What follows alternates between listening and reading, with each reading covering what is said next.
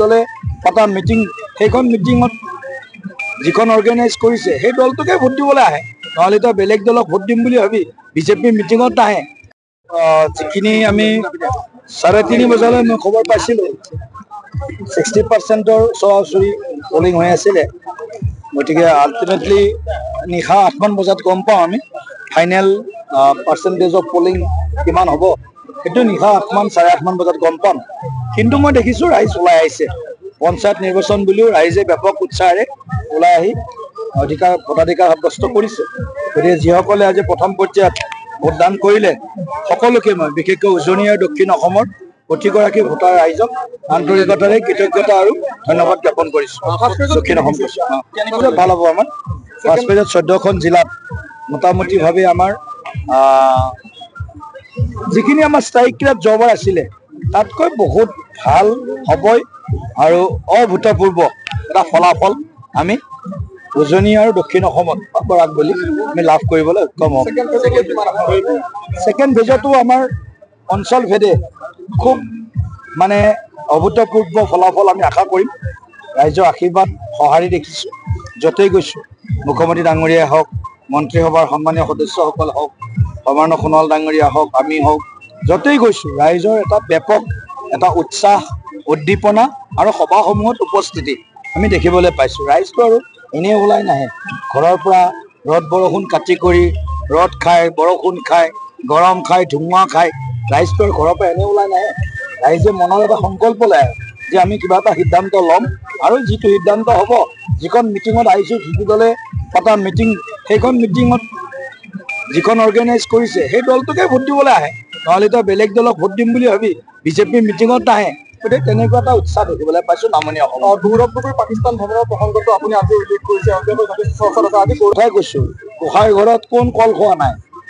তোমাক সোধাই নাই নহয় গোসাঁই ঘৰত কোনে কল খাইছে সেইটো ক'ব যোনে খাইছে ই ক'ব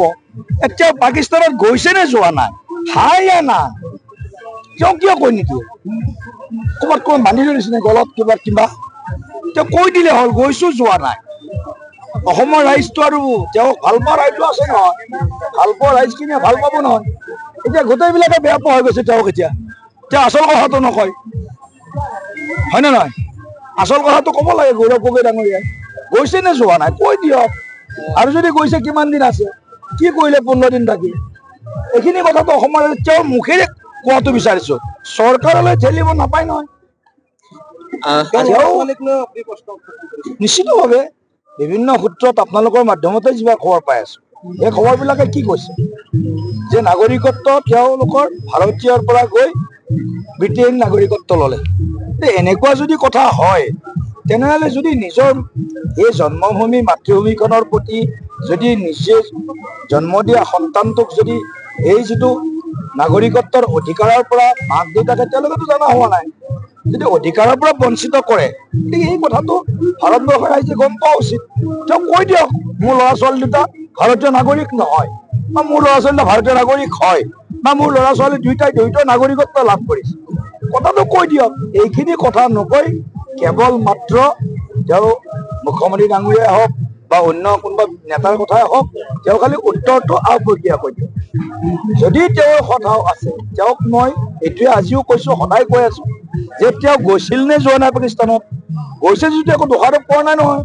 গৈছে নে যোৱা নাই সেই কথা কৈ দিয়ক আৰু 15 দিন কি কৰিলে সেই কথাটো কৈ দিয়ক তেওঁতো এটা পাব্লিক লিডাৰ নহয় জানো পাব্লিক লিডাৰৰ কথাখিনি আজি মই ৰাতিপুৱা ঘৰৰ পৰা ওলালে ক'ত যাম কি কৰিম ক'ৰবাত না ক'ৰবাত কোনোবাই গম পায়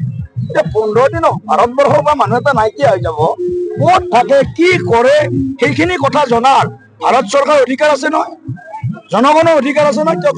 কমচে কম কাৰো অধিকাৰ নাথাকিলেও যোৰহাট সংসদীয় সমষ্টিৰ ৰাইজৰ অধিকাৰ আছে ঘৰত আনন্দ আৰু সম্পৰ্কৰ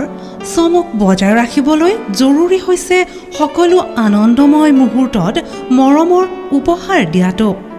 সেইবাবে মধুশ্ৰী জুৱেলাৰ্ছে আনিছে সকলো ৰঙীন ক্ষণৰ বাবে বিশেষ গহনা হীৰাৰে হওক সোণৰে হওক বা ৰূপৰে হওক